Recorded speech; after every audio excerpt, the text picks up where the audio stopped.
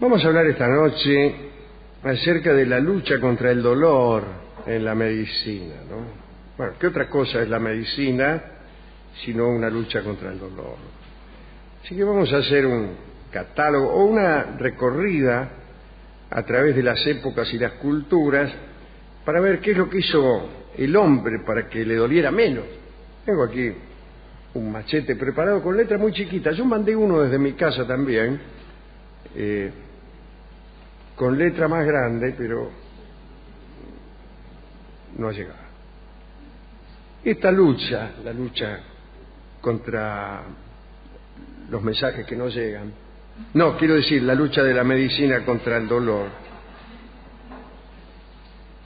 tiene lugar siempre en unas vidas dolorosas, ¿no? Recuérdese que en la historia bíblica el castigo divino contra Eva fue la condena a sufrir terribles dolores en el parto. Pero la vida toda está llena de dolores. Se me dirá que esa es una concepción poética del asunto y que un dolor de muelas es algo bien distinto de un padecimiento del alma. No estoy tan seguro. Cada sociedad ha utilizado distintos artificios para suprimir el dolor. En el siglo I después de Cristo, por instalarnos en cualquier lado, ¿no? Cada vez que había un parto, se aconsejaba distraer a la parturienta y entonces se armaban algunas escenas, ¿no? Nuestro amigo Apolonio de Tiana recomendaba introducir una liebre viva en el local donde había de ocurrir el parto.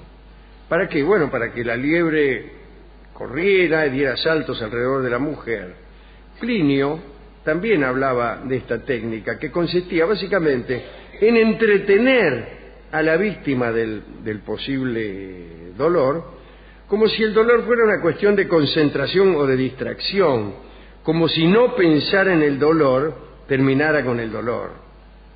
Incluso en España ponían una liebre viva entre los senos de la parturienta. A veces llamaban también a cantores y músicos, no ya para ponerlos entre los senos de la parturienta, sino para que cantaran canciones y la entretuvieran. No se hacía ninguna aplicación física, eran todas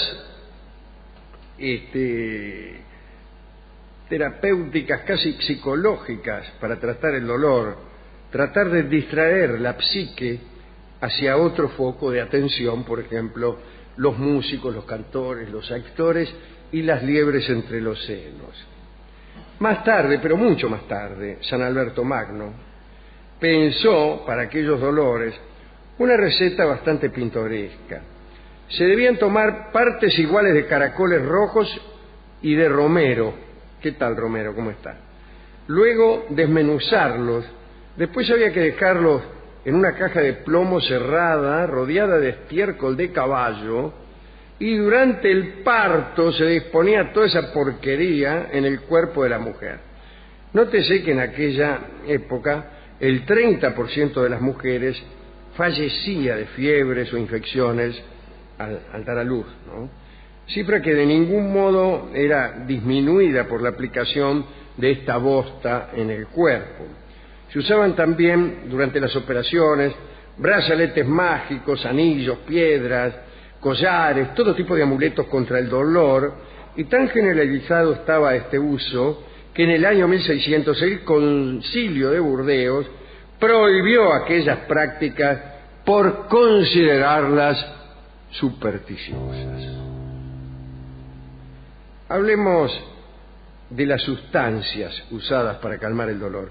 Ya los sumerios, los chinos, los hindúes y los egipcios conocían las virtudes de la mandrágora, del opio, del belenio, que se utilizaron inclusive en Europa para adormecer al paciente antes de alguna circunstancia dolorosa. Shakespeare mismo se refirió a estos remedios en Otelo, y Yago dice: ni amapola ni mandrágora ni todas las pociones adormecedoras del mundo te procurarán nunca dulces sueños. pero era otro el dolor el que quería calmarse. Se recurría también a las sangrías para producir agotamiento y poner así al paciente en condiciones de que no sintiera el dolor que se le llegaba a causar, por ejemplo, en una operación.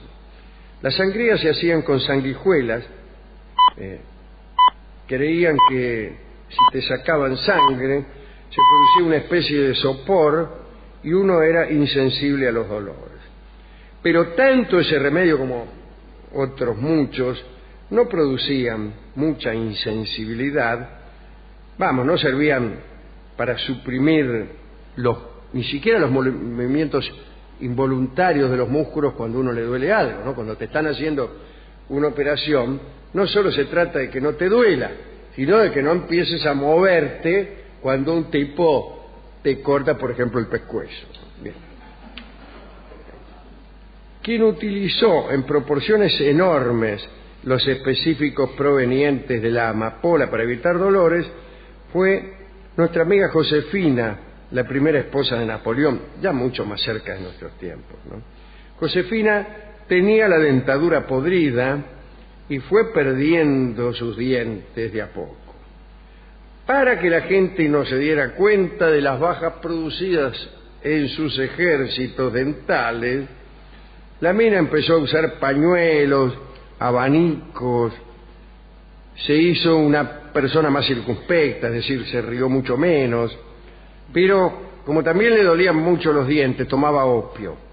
Y tomaba tanto opio que se dormía en el teatro, en las ceremonias, había que sacudirla, ¿no?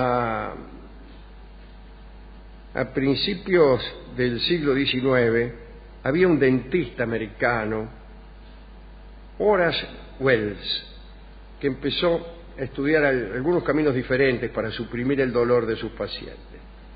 Empezó a trabajar con unos anestésicos producidos en laboratorio y ya existía en aquel tiempo el óxido nitroso, que era un gas que había sido estudiado por Humphrey Davy en el año 1800.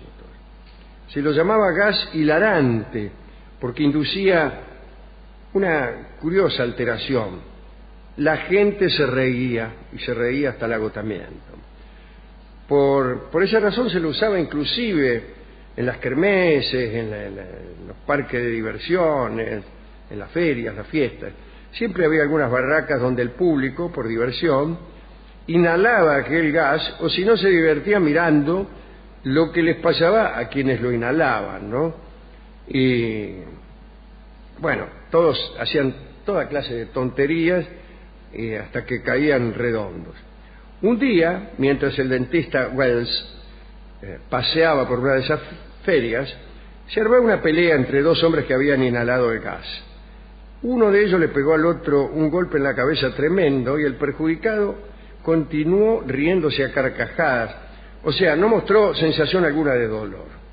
Wells comprobó enseguida el efecto anestésico que tenía este gas y empezó a utilizarlo en su consultorio. Primero lo hizo sobre su propia persona, se sacó una muela y no le dolió. Se presentó entonces en la facultad de Harvard para explicar el hallazgo, pero allí los dentistas eran tenidos en menos y le sabotearon la prueba. Parece que Wells llamó a un estudiante de medicina que se ofreció como voluntario, pero después ni bien lo tocó, empezó a los gritos y a hacerse el desmayado. En fin, al final Wells fue expulsado y terminó consolándose de sus desventuras, tomando este gas, este óxido nitroso, todo el tiempo, y andaba así por las calles de New York hecho un zombie. En el año 1848, en una riña callejera en Broadway, Wells le tiró ácido a unas prostitutas que agredían a un mendigo que él quiso defender y se lo llevaron preso. Y así, entre rejas, desesperado, escribió 2 cartas trágicas. Uno para pedirle perdón a su mujer por lo que se disponía a hacer, y otra dirigida al país para exponer que la causa de todos sus males era haber logrado vencer al dolor. A continuación, inhaló óxido nitroso de un frasco que llevaba escondido se tendió en el calabozo y se cortó la arteria femoral para desangrarse sin padecer. Tenía 33 años. Ahora bien, había un señor llamado James Young Simpson, un profesor de obstetricia de la Universidad de Edimburgo. Simpson era un estudiante genial que, pese a las privaciones de todo tipo en su vida personal, había obtenido su grado de cirujano a los 19 años y su título de doctor en medicina antes de cumplir 21. Según cuentan, parece que le impresionaba mucho el sufrimiento ajeno y estuvo a punto de abandonar la carrera cuando lo llevaron a presenciar las escenas del anfiteatro operatorio, ¿no?, con los gritos y los padecimientos de los pacientes. Durante mucho tiempo estuvo haciendo experimentos sobre sí mismo, con varias sustancias, en busca de algo que pudiera producir un estado de insensibilidad suficientemente largo, suficientemente inofensivo y completo. Y en muchas ocasiones se arriesgó de tal manera que no se murió de pura casualidad. Hasta que en noviembre de 1847 descubrió el cloroformo como agente anestésico. El célebre químico francés Dubois había estado trabajando en la síntesis del cloroformo y cuando se enteró de los experimentos de Simpson, le mandó un frasco, y Simpson lo probó de manera curiosa. Parece que invitó a cenar a 2 colegas y después de la cena decidieron hacer un ensayo ahí nomás. Llenaron de cloroformo sus vasos y empezaron a inhalar los vapores. Le empezaron a zumbar los oídos, empezaron a hablar macanas, dejaron de coordinar los miembros y pronto se desplomaron. Por suerte estaba la señora Simpson ahí. Entró, los encontró a las 3 eminencias en el piso y sin conocimiento. Por suerte habían inhalado relativamente poco cloroformo, porque en caso contrario hubiera sido una tragedia más que un descubrimiento. Ya recuperado, Simpson quedó encantado con estos resultados y comenzó a utilizar el cloroformo con sus pacientes. Ninguno sufrió dolor y los cirujanos pudieron desde ese momento llevar a cabo operaciones con cuidado y tranquilidad, y la humanidad fue feliz para siempre, como bien sabemos, ¿no? Le siguió doliendo a la humanidad, pero menos. Algunas de las cosas que tomaban en el siglo pasado, como el opio, eran realmente peligrosas, ¿no? Quien tomaba mucho opio justamente a causa de sus dolores era el general San Martín.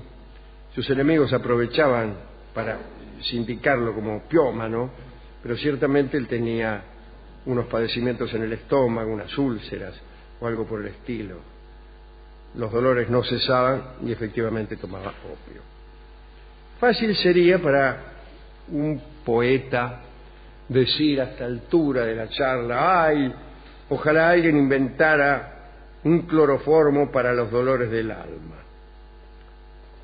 Primero, que a lo mejor ya existe eso, y segundo, que los poetas que trabajan de esa manera son poetas de 5 pesos. Así que evitemos pasar por allí.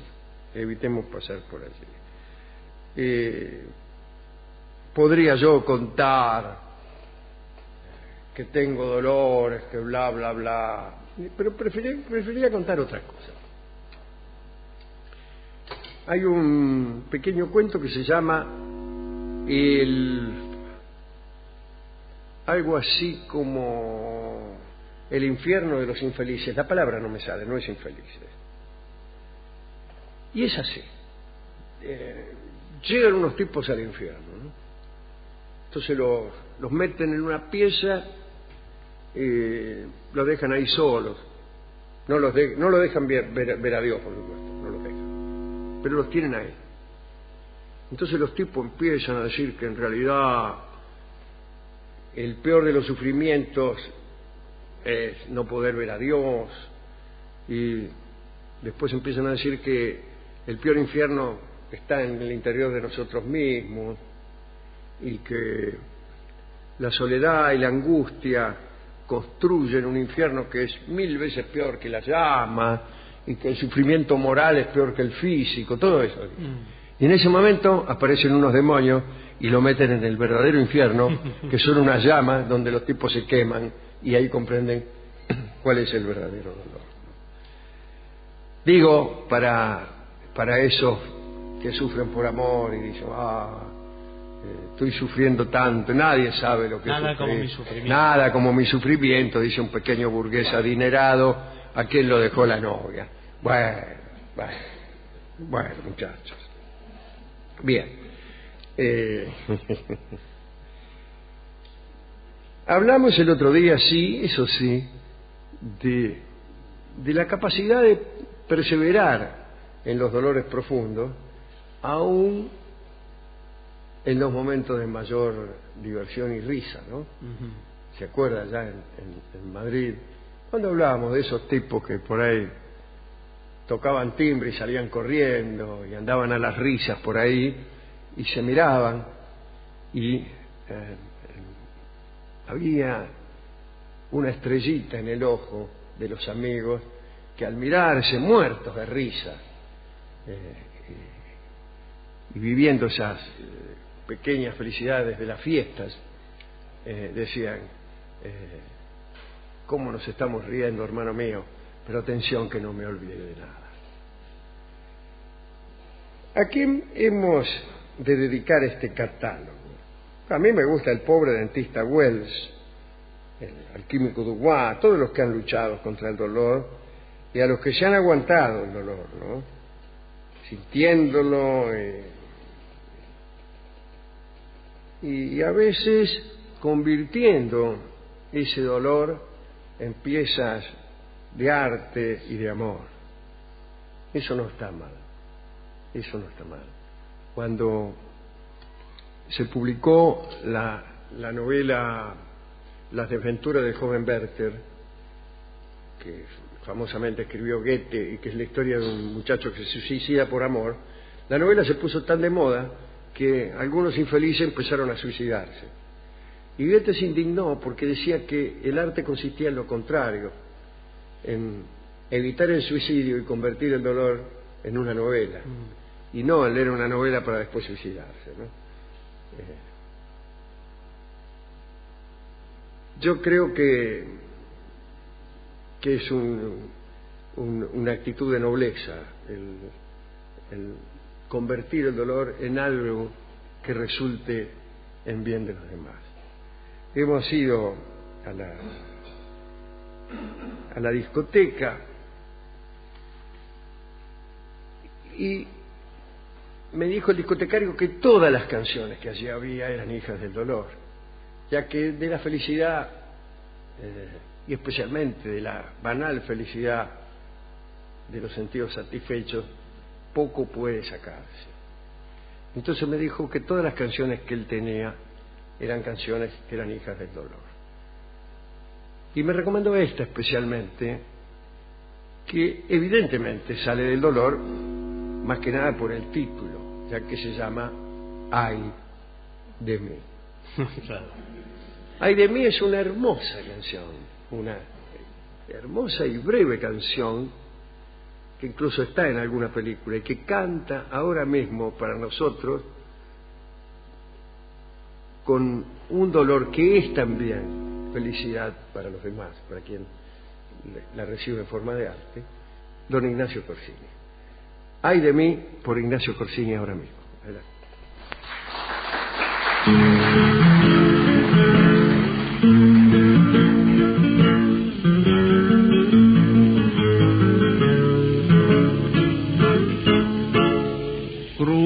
En el cielo brilla el dolor de un recuerdo.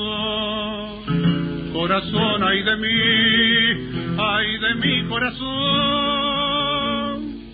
¿dónde está la que espero? Trenzas de sombra y ni un moño azul en el pelo. Corazón, ay de mi corazón, se perdió y no la encuentro. Rueda entre nubes la luna,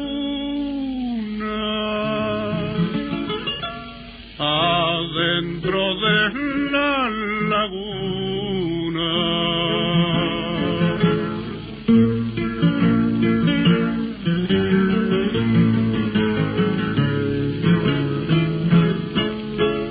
Sombra de plumas, niebla flotando en el río.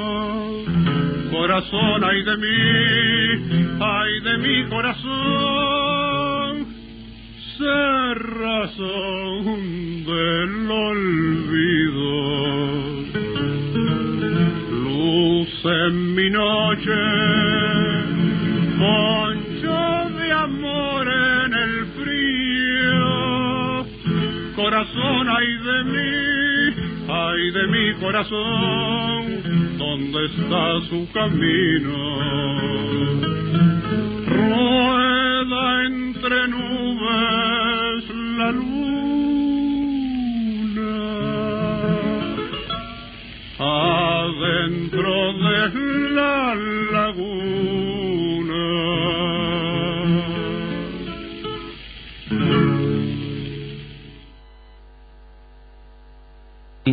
Era Ignacio Corsini, en La venganza será terrible, ay de mí.